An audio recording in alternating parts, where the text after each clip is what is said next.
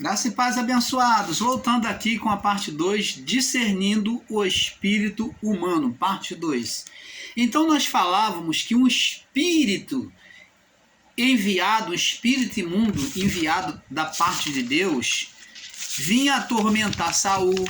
Veio o espírito do engano falando para o povo de Israel, porque o povo se extraviou do caminho do Senhor. Veio o espírito do engano que enganou Saul, se fez passar por Samuel. Então esses são espíritos com letra minúscula, que são espíritos demoníacos. Tanto o espírito demoníaco como o espírito humano é dito na Bíblia com letra minúscula.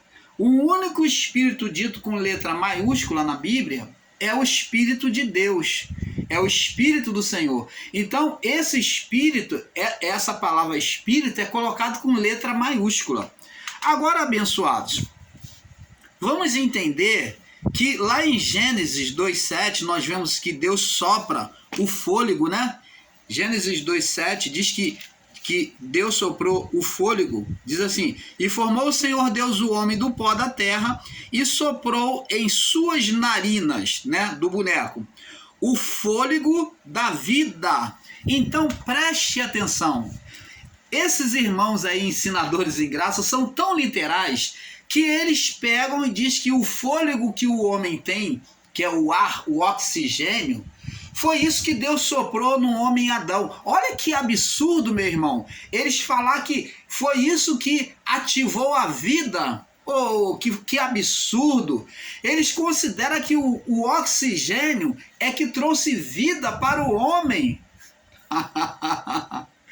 Então pega um cadáver que está morto, que muitas das vezes tem que botar na respiração, no oxigênio, tem que fazer. Antigamente era mecânica, era uma bola que infrava e puxava o ar e jogava para a pessoa, para ventilar a pessoa, para poder trazer oxigênio para ela. Depois passou a ser cilindro de oxigênio, que agora bota uma máscara e para a pessoa poder respirar melhor. Isso quando ela está viva. E quando ela morre, por que o oxigênio, já que o que Deus soprou no homem foi o oxigênio, como esses irmãos aí, ensinadores em graça, esses sabidão, estão ensinando que é o oxigênio, que é o sopro. Então, por que então, quando morre, não adianta o oxigênio, não adianta mais a ressuscitação da eletricidade lá, da carga lá, da eletricidade lá, o que faz a ressuscitação, que dá choque, né? Bota lá o coisa lá para poder dar choque e acelerar o coração para trazer a vida. Quando morreu, nada disso adianta, nem a máscara de oxigênio, com oxigênio, nem o ressuscitador elétrico, né? Que dá lá que eu esqueci o nome, tá? Então, nem aquele aparelho que dá choque, que faz aceleração no coração, não adianta. Então, meu amado, como é que vocês podem conjecturar e dizer que o espírito do homem foi o fôlego, foi o ar, o sopro aqui dito na Bíblia, é o ar, o oxigênio que Deus botou no homem? Opa! Vocês estão totalmente fora das verdades bíblicas, cada dia mais. Aqui, vamos analisar o texto, é tão simples, vamos analisar agora, dentro da bondade, da mansidão de Deus. Vou pedir a Deus que agora abra os seus olhos, o seu entendimento, para que você entenda. Vamos ler comigo agora e você vai enxergar agora. Diz aqui, ó: e formou o Senhor o homem do pó da terra, o boneco, o barro. No barro, do pó da terra, ele fez um boneco. E disse, e soprou nas suas narinas. Deus soprou, não quer dizer que Deus botou a boca lá no nariz e soprou, não. Mas Deus soprou sobre as narinas, soprou sobre. Estava lá o barro e Deus fez, ó. Então Deus soprou sobre aquele barro projetado diante dele, soprou na direção das suas narinas. Ó, o fôlego da vida. Opa! Então, o espírito humano é chamado de fôlego da vida. Opa! Mas já existia a vida? Não. Teve que entrar o fôlego da vida, o espírito. Agora observa, vírgula, ponto e vírgula. E o homem, a partir de então, foi feito alma vivente. Então quando ele recebeu aquele espírito, o nefasto, o ruache de Deus, então agora entrou nele aquele espírito, aquele fôlego, e ele então passou a ser alma vivente. E o homem foi feito alma vivente, ou passou a ser alma vivente. Então ele só passou a ter a alma a partir de que o espírito entra.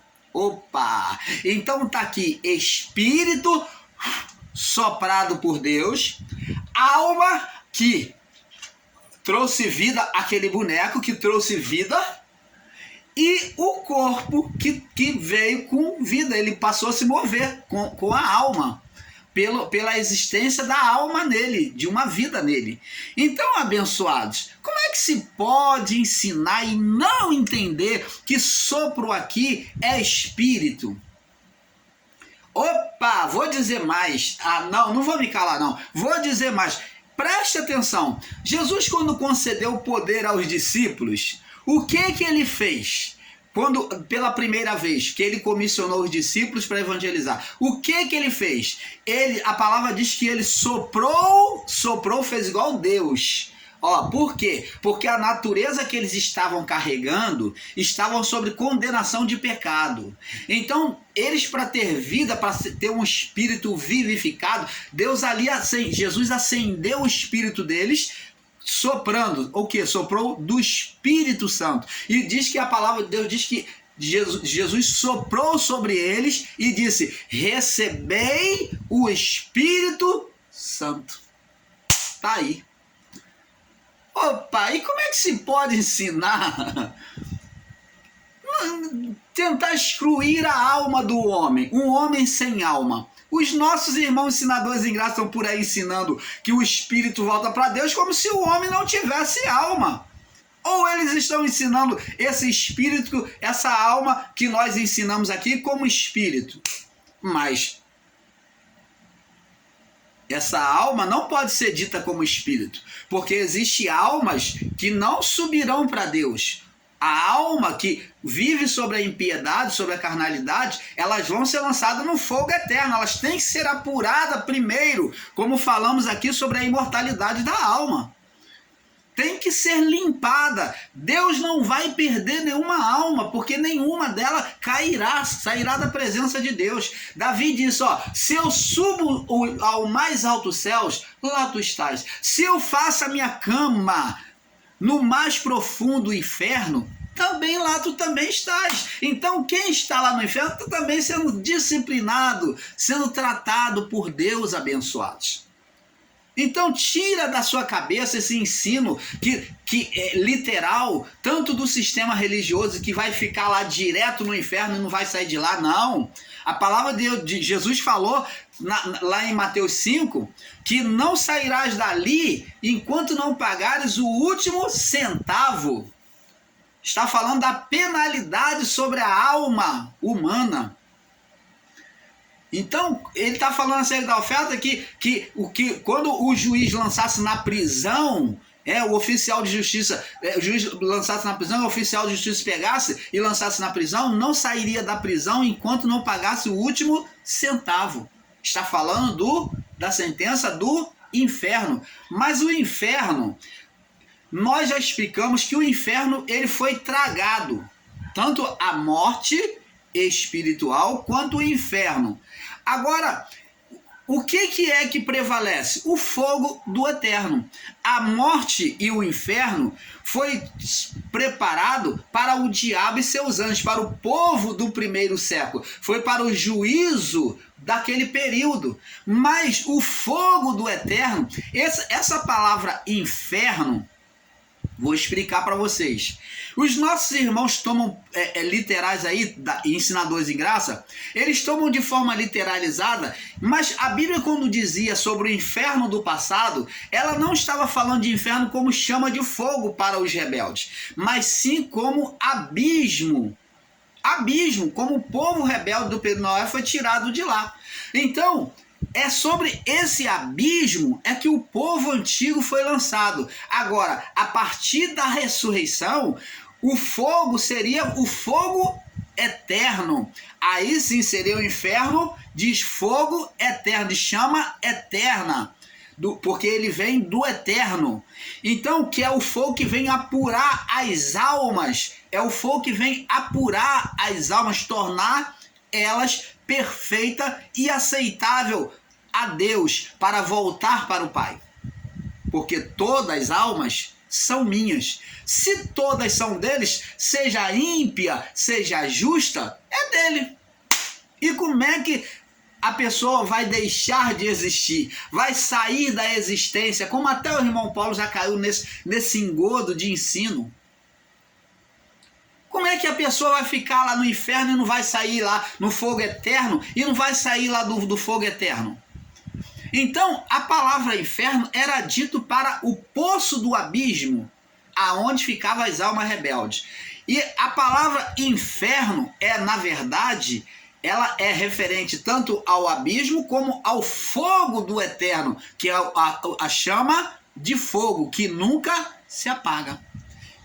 Você está entendendo? Porque ela está sempre apurando, porque vai vir gerações e gerações, vai existir outras pessoas, vai morrer, vai lá para o fogo do eterno, ou a chama eterna, vai ser apurada, vai sair de lá, vai vir outra geração, os ímpios também vão voltar, vão ir para lá também, vai vir outra geração, e vai sair essa geração que esteve lá, e assim vai. É um ciclo em que em todas as gerações as almas rebeldes vão ter que ser apuradas para voltar para o Pai.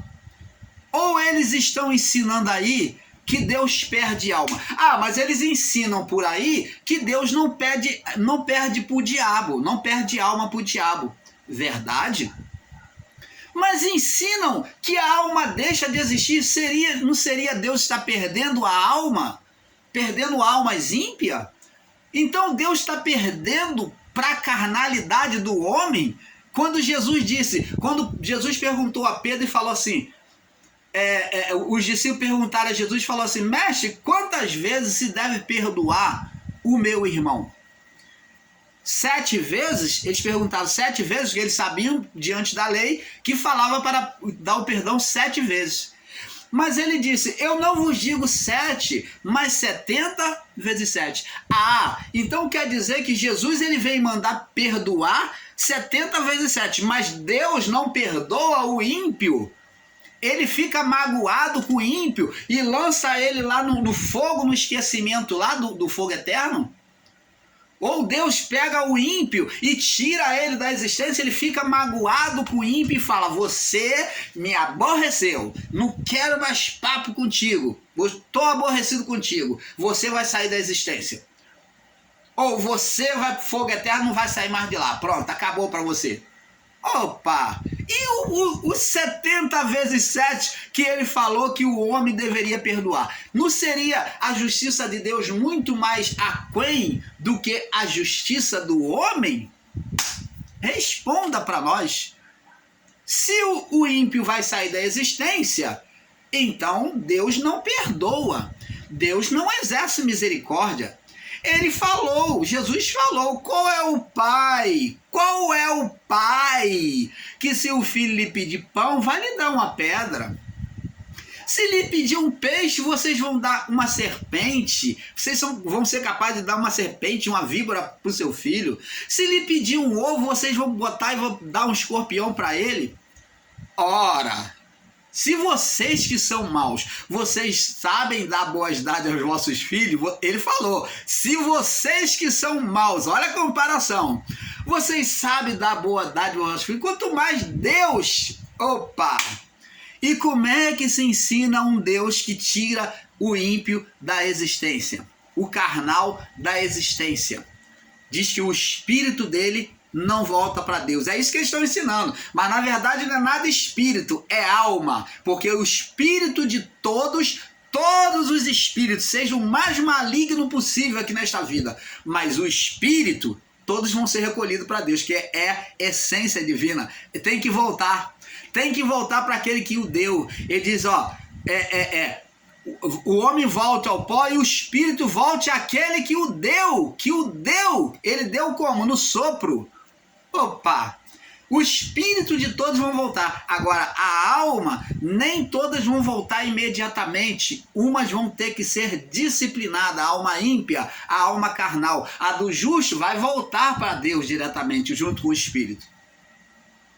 Você está entendendo, amado? Jesus, quando estava lá na cruz do Calvário, antes de morrer, olha, preste atenção, aprenda com o canal Luzes da Graça. Antes de morrer, quando ele já estava cumprido o seu propósito diante de Deus, agora ele cumpriu todas as expiações da carne. Ele fala assim, olha, preste atenção. Primeira coisa que ele faz, devolve o espírito. Ele disse, Pai, na tua mão entrego a minha alma, na tua mão entrego o meu corpo, na tua mão devolvo o meu espírito, devolvo, e todos nós, como Jesus, devolveremos a essência divina. O Espírito é algo que vai se deslocar de nós na morte e vai voltar para Deus. Ele é o poder de Deus em nós. Ele é a comunhão de Deus conosco, é Ele quem faz isso. Agora Jesus na morte devolveu o Espírito. E agora? Morreu. E então diz a palavra que quando Ele devolveu o Espírito, o que houve com o corpo?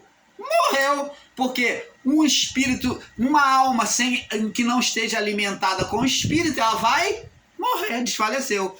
Então a sua alma na morte foi ao destino dos santos, ao inferno dos santos, que foi chamado de seio de Abraão, ou dito por Jesus ao ladrão da cruz.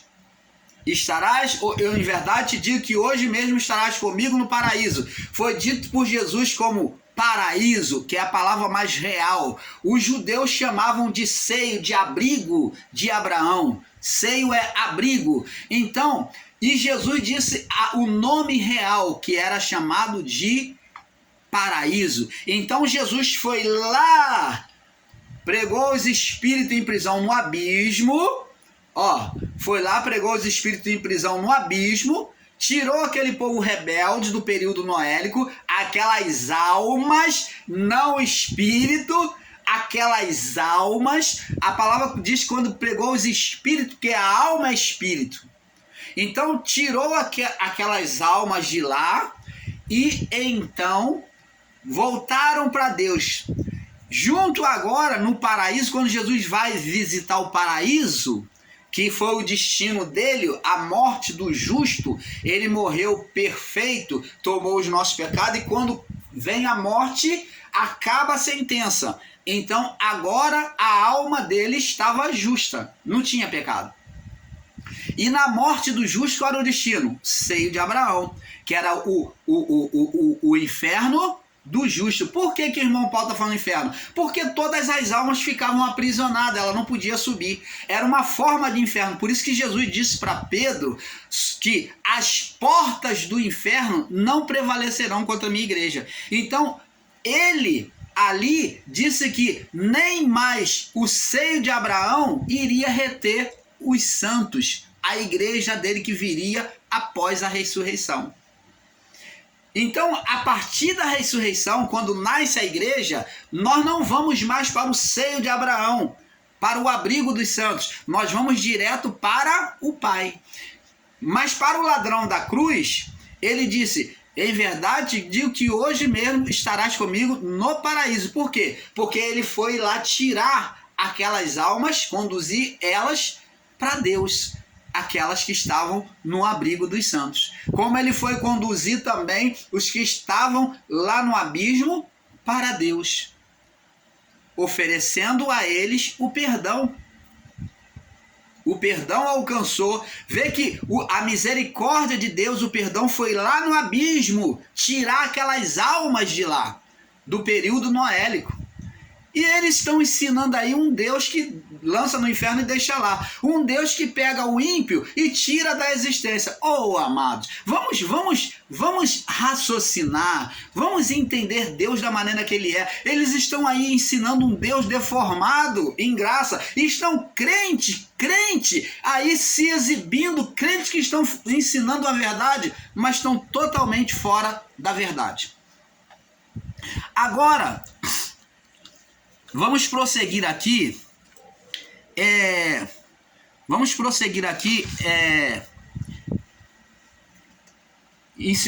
Nós já lemos aqui 2 Coríntios 5,10, né? Nós já lemos, né? 5,10. Vamos ver aqui, ó. 2 Coríntios 5,10. Vamos ler aqui. Olha o que diz aqui em 2 Coríntios 5,10. Eles falam que a alma na morte, ela não tem mais parte alguma nesta vida. Não tem nesta vida. Mas a alma, ela no mundo espiritual, ela continua tendo os sentimentos. Não perde o amor, não perde a consciência. Jesus demonstrou lá na passagem, não é parábola, é passagem, é o conto do rico e do Lázaro, não é parábola. Jesus não contou parábola, não é parábola do rico e do Lázaro, mas é um conto sobre o rico e o Lázaro.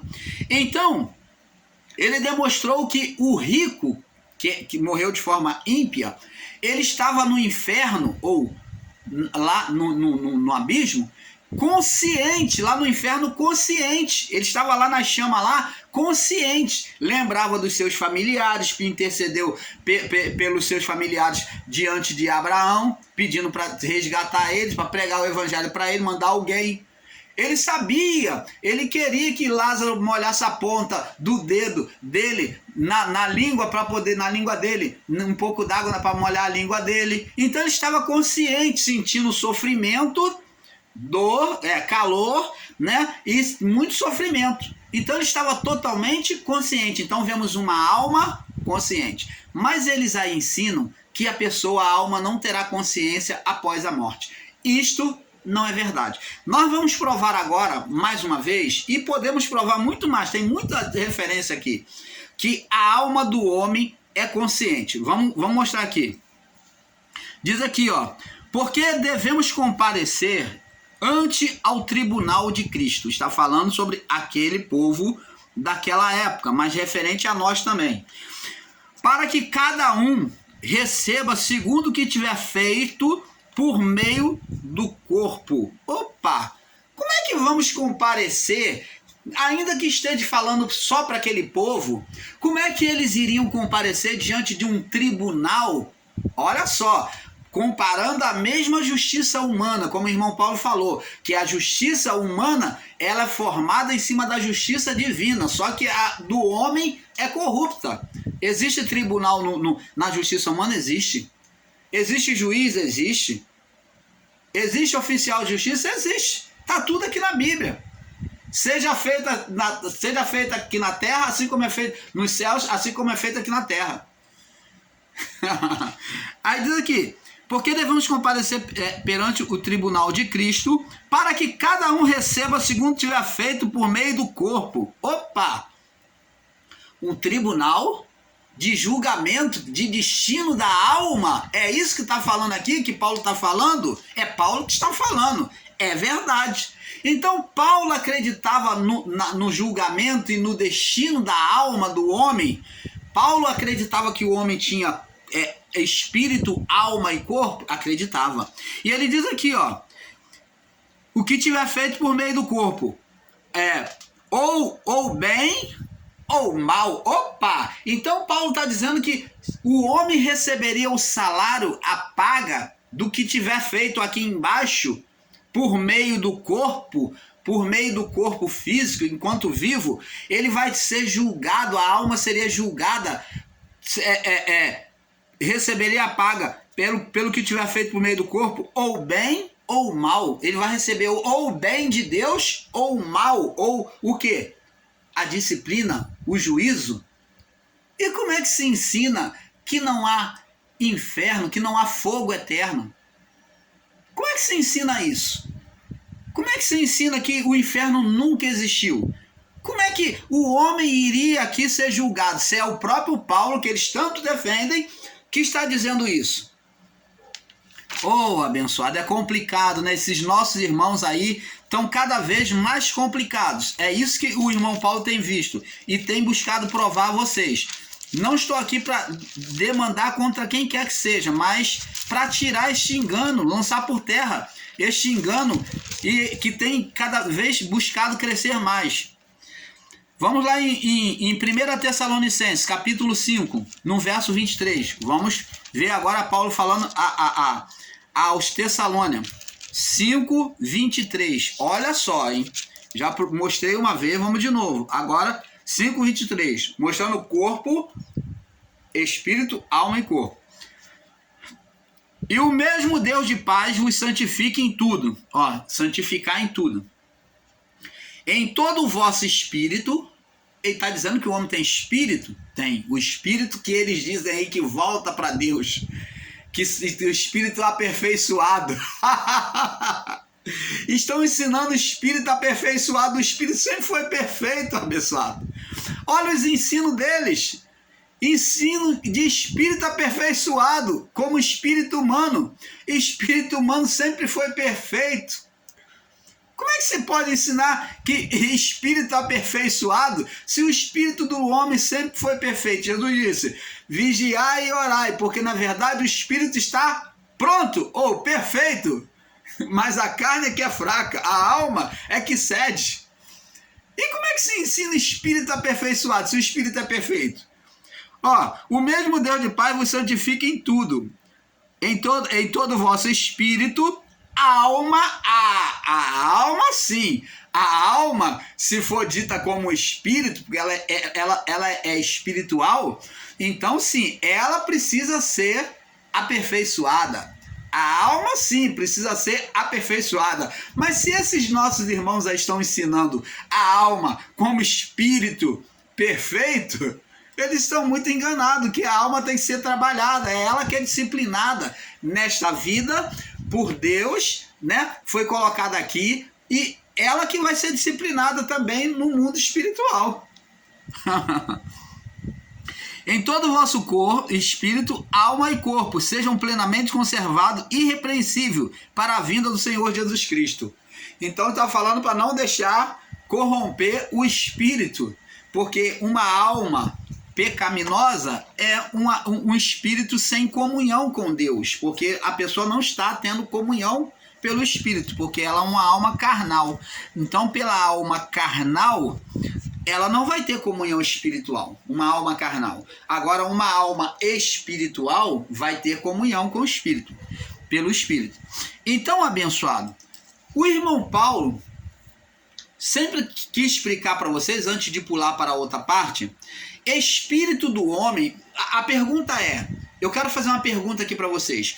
Por que, você já se perguntou por que Deus usa o termo primogênito?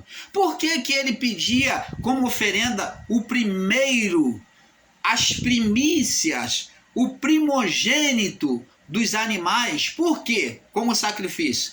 Ah, você vai dizer, não, irmão Paulo, é a expressão no filho dele, Jesus. Verdade? Muito verdade.